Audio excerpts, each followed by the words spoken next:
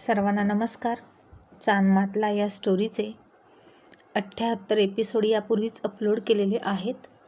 कृपया ते सगळे एपिसोड ऐकण्यासाठी आपल्या चॅनलला भेट द्यावी. शशीच्या खांद्याला गोळी लागली होती. चंद्रानं ती काढली आणि त्याची जखम बांधून त्याला आराम करायला सांगितला. पण आता शशीनं त्याची जखम खूप दुखत होती म्हणून सिगारेट घेतली आणि ती पेटवली. त्याच्या वेदना कमी करण्यासाठी तो तसाच सिगारेटची नशा करायचा. ही त्याची नेहमीची सवय होती. आणि आता ते चंद्रानं बघितलं आणि तिनं त्याची सिगारेट त्याच्या तोंडातून ओढून घेतली आणि फेकून दिली. तसा शशीला फार राग आला आणि त्यानं दुसऱ्या क्षणी तिच्या कानाखाली वाजवली आणि चंद्रा गाल पकडून त्याच्या शेजारी बेडवर पडली आणि गालावर हात ठेवून खालीच बघत होती. तिचे डोळे आता पाण्यानं भरले होते आणि तिच्या टपोरा डोळ्यातून टपटप अश्रू बेडवर पडले. ती थोडीशी उसासे टाकून रडायला लागली आणि मग शशीच्या लक्षात आलं की हे आपण काय केलं. त्यानं थोडंसं त्याच्या ओठांवरून जीभ फिरवली आणि त्याला खूप अस्वस्थ वाटायला लागलं. अस्वस्थपणे तोंडावरून चेहऱ्यावरून हात फिरवायला लागला तो. त्याची चूक त्याच्या आता लक्षात आली होती आणि तो हळूच म्हणाला, चंद्रा मला माफ कर. पण चंद्रा आता तशीच रडत होती. खाली मान घालून बसली होती, वर अजिबात बघत नव्हती. मग शशीनं तिच्या दिशेनं एक हात पुढे केला तिला हात लावण्यासाठी आणि पुन्हा हात मागे घेतला आणि रागातच तो हात बेडवर आपटला त्यानं आणि मनातच म्हणाला, शशी तू हे काय केलं? तुला अक्कल आहे की नाही? आणि त्यानं पुन्हा चंद्राच्या खांद्याला हात लावला आणि म्हणाला, चंद्रा सॉरी. तुला मी सांगितलं ना, सिगारेट पिताना मला थांबवलं की मला राग येतो. मग तू का तसं केलंस? मला नाही आवडत कुणी मला अडवलेलं. मला खूप दुखतंय गं आणि माझ्या वेदना विसरण्यासाठी माझ्याकडे तोच एक पर्याय असतो. चंद्राने आता तसंच खाली वाकून डोळे पुसले आणि तिच्या हाताला तिचं ते लॉकेट लागलं. इतका वेळ ते लॉकेट तिथेच पडलं होतं. मग अशी झोपता झोपता तिनं हातात घेतलं होतं आणि तसंच राहिलं होतं. आणि शशी आल्यापासून तर सगळा गोंधळ सुरू होता आणि त्याचं लक्ष त्या लॉकेटवर गेलं नव्हतं. मग आता तिनं ते लॉकेट घट्ट मुठीत घेतलं आणि पुन्हा तिच्या छातीजवळ ठेवलं आणि भोळी निरागस चंद्रा लगेच त्या लॉकेटला उद्देशून मनामध्ये म्हणाली, तूच जास्त चांगला आहेस. ह्यो बिड्या फुक्या नुसता मारतो आणि ओरडतो. तू का भेटत नाहीस मला? याच्याशी लग्नाचं स्वप्न बघते मी, पण याला चांगलं सांगितलेलं कळतच नाही.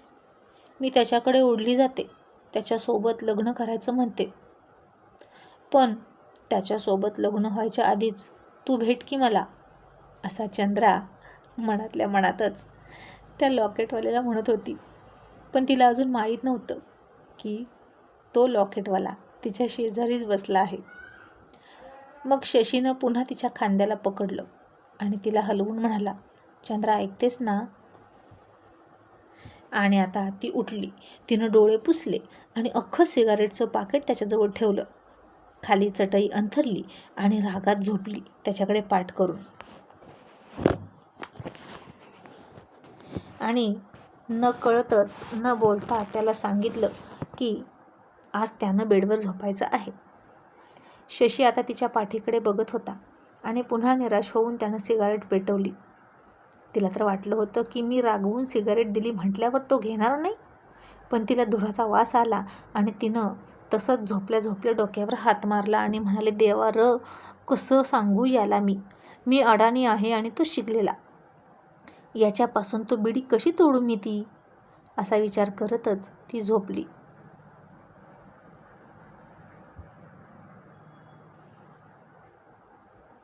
मग कधीतरी शशीसुद्धा त्याच्या वेदना कमी झाल्यानंतर झोपला आणि सकाळी लवकर उठलाच नाही. चंद्रा मात्र उठली आणि तिचं नेहमीचं काम करायला लागली आणि पाणी आणायला गेली सार्वजनिक नळावर. तिथं मात्र तिला बघून बायका म्हणाल्या, चंद्रा अगो तुझ्या गालावर काय झालं? हे बोटाचे निशाण कशाचे? अगं किती लाल झालाय तुझा गाल. तसं चंद्राला रात्रीचं आठवलं. त्यानं रात्री कानाखाली मारलेली. तिनं तर आरशात सुद्धा बघितलं नव्हतं, पण तिच्या गोऱ्या गालावर त्याची बोटं उठली होती. आणि चंद्रा गडबडीत म्हणाली, काकू मला जरा घाई आहे, मी जाऊ का? आणि काकू म्हणाल्या, हो का, बरं जा. माझ्या कळशीतलं पाणी तुझ्या कळशीत घे ओतून आणि जा. मग चंद्रानं तसंच केलं आणि निघून गेली. पण पाठीमागं बायका म्हणायला लागल्या, काय गं, अजितनं मारलं असेल का तिला? कशी बोटं उमटलीत नाही का? आणि आता बायका लागल्या की चर्चा करायला आणि म्हणाल्या, अजून लग्न नाही आणि मारहाण पण सुरू केली. काय चाललं यांच्यात? आणि काकू म्हणाल्या, काय करायचं तुम्हाला? त्यांचं लग्न होणारच आहे. मग लग्नाआधी हक्कानं खाणं पिणं चालतं, एकमेकांसोबत फिरणं चालतं, काम केलेलं चालतं. मग असं हक्कानं रागात एखाद्या वेळेस हात उचलला तर काय झालं? ते पण चालतं. आपली कामं करा. आपलं झालं थोडं आणि व्यायानं धाडलं घोडं. तुमच्या घरात काय तुमचे नवरे कधी तुम्हाला मारत नाहीत का गं? आम्हाला सगळं माहीत आहे. शेजारच्या खोलीत कोणी हळूच पादलं तरी आमच्याकडे वास येतो, कळलं का? असं म्हणून काकूंनी सगळ्यांना फटकारलं आणि आता सगळ्याजणी गप्प झाल्या आणि चर्चांना पूर्णविराम मिळाला. आणि चंद्रा आली आणि तिनं आरशात बघितलं तर खरंच त्याची 4 बोटं उमटली होती, तीसुद्धा लाल भडक. आता शशीसुद्धा उठला आणि उठल्या उठल्या पुन्हा सिगारेट पेटवली.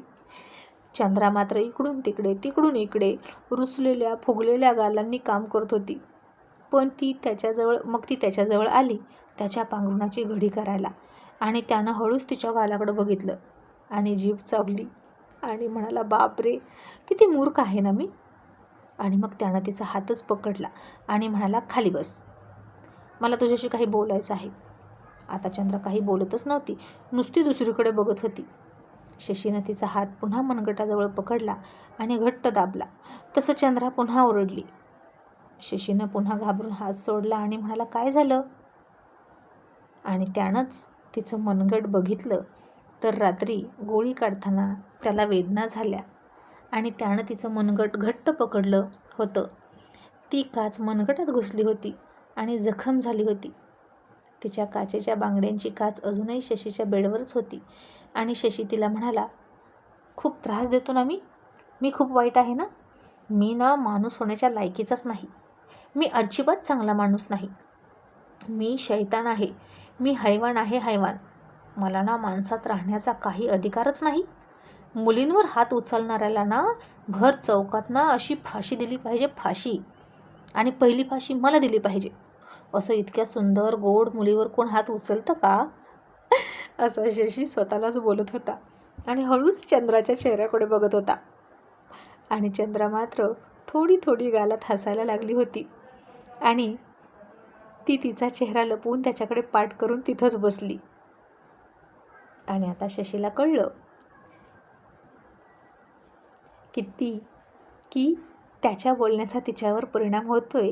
ती हसते आणि तिचा राग जातोय आणि रुसलेले गाल हळूहळू हसायला लागले होते. मग तो म्हणाला, बोल ना, दिली पाहिजे ना फाशी, मला द्यायची की नाही सांग. आता बोल, नाही तर या काचेनं मला पण जखम करून घेईन. असं म्हणून त्यानं बांगडीची काच उचलली आणि स्वतःच्या मनगटात घुसवणार इतक्यात तिनं त्याचा हात पकडला आणि म्हणाली, येडाबेडा आहेस का तू? गप्प बस. आधीच एक जखम आहे, ती पुरेशी झाली. आणि पुन्हा लाटक्या रागात त्याच्याकडे पाठ करून तशीच बसली. ती काहीच बोलेना. आणि आता त्यानं तिच्या उघड्या पाठीवरच हात ठेवला आणि म्हणाला, चंद्रा, अगं बोल की. तसं त्याच्या हाताच्या थंडगार स्पर्शानं ती खूप शहारली आणि चंद्राच्या पोटात गोळा आला. हृदयाची धडधड वाढली आणि ती उठून उभा राहिली. तिच्या हाताची अस्वस्थ हालचाल सुरू झाली आणि नजर एका जागी स्थिर राहीना, सतत इकडून तिकडून भिरभिरत होती. आणि आता त्याचं पांघरून घेत पुन्हा घडी घालत म्हणाली, इतकं पण नाही काय झालं, फाशी देण्यासारखं. एवढं चालतं नवरा बायकोत. तसा शशी म्हणाला, काय म्हणालीस? आणि आता चंद्रानं तेच पांघरून डोक्यापर्यंत घेतलं आणि त्याच्या आत लाजून हसायला लागली आणि म्हणाली, मला असं म्हणायचं होतं की माझ्या आईला पण माझा बाप मारतो आणि गावाकडे सगळीच मारतात दारू पिऊन. आणि शशी म्हणाला, पण आपण दोघं कुठं नवरा बायको आहोत? मला तुझ्यावर हात नव्हता उचलायला पाहिजे. माझा तुझ्यावर अधिकार नाही. माझं चुकलं. तू मला शिक्षा कर. कारण नॉर्मल नवरा बायकोमध्ये आणि आपल्यात फरक आहे ना. आणि चंद्रा म्हणाली, जो नवरा असतो ना तो दारू पिऊन मारतो. आपण नवरा बायको नाही म्हणून तू फक्त बिडी पिऊन मारतो. त्यात काय, एवढाच फरक आहे. आणि शशी म्हणाला, अच्छा, असा फरक आहे तर. आणि चंद्रा म्हणाली, हो. आणि आता कसं वाटतंय? दुखतंय का? नाही तर दवाखान्यात जा की. शशी म्हणाला, म्हणून तर सिगारेट पितोय, दुखतोय खूप हात. चंद्रा म्हणाली, मग याच्या आधी पण दुखत होतं का? रोज बिड्या पितो, तेव्हा काय दुखतं रे तुझं? आणि शशीनं आता त्याच्या हृदयावरच हात ठेवला आणि म्हणाला, इथं दुखतं. आणि आता तो खुल्लम खुल्ला इशारे करायला लागला होता तिला. त्याच्या मनात काय आहे ते सांगत होता. आणि चंद्रा म्हणाली, मग डॉक्टरांकडे जा की, तिथं दुखतंय तर मला काय सांगतोस? शशी म्हणाला, नाही ना, कुठल्याच डॉक्टरांकडे याचा इलाज नाही. ज्यानं जखम दिली ना त्याच्याकडेच तो इलाज असतो. चंद्रा गायलात हसली आणि म्हणाली, मग ज्यानं जखम दिली त्याच्याकडे जा. शशी म्हणाला, त्याच्याकडे नाही, तिच्याकडे म्हण, कारण जखम देणारी ती आहे. चंद्रा म्हणाली, मग तिच्याकडे जा. शशी म्हणाला, पण कसं जाऊ? ती तर रुसली ना, मी वाईट आहे असंच तिला वाटणार. चंद्रा म्हणाली, जाऊन तर बघ, तिला विचार तरी, का तूच तर्क काढतोस तुझ्या मनानं? शशी म्हणाला, नक्की विचारू? चंद्रा म्हणाली, हो विचार. आणि आता त्यानं पुढे सरकून तिच्या हातालाच पकडलं, पुन्हा ओढून बेडवर बसवली. आणि आता मात्र मनगट न पकडता हात पकडला आणि म्हणाला, चंद्रा, मला बोलायचं आहे तुझ्याशी काहीतरी. काल अर्धवटच राहिलं ना आपलं बोलणं, म्हणून आत्ता बोलतो. आणि आता ती मान खाली घालून नुसती बसली, त्याच्या बोलण्याकडे कान लावून. आणि नजर तर लाजून ओतप्रोत भरली होती. आणि शशी म्हणाला, चंद्रा, आय लव्ह यू. आणि भोळी चंद्रा पुन्हा त्याचं इंग्लिश न समजून म्हणाली, म्हणजे काय? आणि शशी हसून म्हणाला, म्हणजे तू इथं निघून जा. तसं चंद्रानं त्याच्याकडे चमकून पाहिलं आणि म्हणाली, का? आता मी काय केलं? आणि हेच बोलायचं होतं का तुला? आणि शशी त्याचं हसू लपवत म्हणाला, हो. आणि ती रागात उठली आणि पाय आपटत गेली आणि म्हणाली, मी काहीच नाही केलं, तरी आय लव्ह यू म्हणायचं काही गरज आहे का? आता सगळं काम करते ना मी, रात्री मार पण खाल्ला ना, तरी याला पसंत नाही का मी म्हणे आय लव्ह यू? काल तर म्हणाला त्या समुद्राच्या किनाऱ्यावर, मी तुला पसंत करतो, आणि आता म्हणतोय आय लव्ह यू, इथनं निघून जा. का? पण तू मला किती पण आय लव्ह यू म्हण, मी इथनं जाणार नाही. अशी ती बड बड बड करत होती. शशी मात्र इकडे खूप खूप हसत होता, अगदी पोट धरून धरून हसत होता. हसता हसता त्याच्या खांद्याला जखमेला हिंदोळे बसायचे, जखम दुखायची, पण आता त्याला काही वाटतच नव्हतं आणि त्याच्या सगळ्या वेदना पळून गेल्या. आणि तिची ती अशी क्यूट बडबड त्याला फार आवडायला लागली होती. मग चंद्रानं त्याच्यासाठी चहा ठेवला, ब्रशला पेस्ट लावून आणली आणि म्हणाली, घे दात घास. आता तो दात घासत आला आणि तिच्याकडे बघत बघतच त्यानं एका हाताने तोंड धुतलं आणि चंद्रानं त्याचा रक्ताचा हात स्वच्छ केला आणि त्याला शर्ट घातला. आणि हात वर करताना शशीला थोडंसं दुखलं आणि तो ओरडला, ऐक. आणि चंद्राचं हृदय पुन्हा पिळवटून निघालं आणि ती म्हणाली, लय दुखतंय का रं? शशी काहीच न बोलता शर्ट घालून गप्प बसला आणि तिनं आता त्याच्यासाठी चहा आणला आणि म्हणाली, चहा घे, आणि निघून गेली. शशीनं पुन्हा सिगारेटच पेटवली आणि तिला मुद्दाम चिडवण्यासाठी. चंद्रा आता पुन्हा आली आणि त्याला हात जोडून म्हणाली, ए बाबा, तुझ्या ओठांना तिची सवय झाली का? सोड ना आता तिला, आता कशी सांगू तुला? आणि शशी म्हणाला, मी काय करू? जोपर्यंत या ओठांना दुसरं काहीतरी आवडत नाही तोपर्यंत हीच माझी आवड. मग काय देशील मला सिगारेटऐवजी माझ्या ओठांना लावायला? असं म्हणून तिच्याकडे बघत तोंडामध्ये जीभ हलवत बसला. चंद्रानं पुन्हा लाजून त्याच्याकडे पाठ केली आणि गालात हसायला लागली. त्याला काय म्हणायचं होतं हे तिला चांगलंच कळत होतं.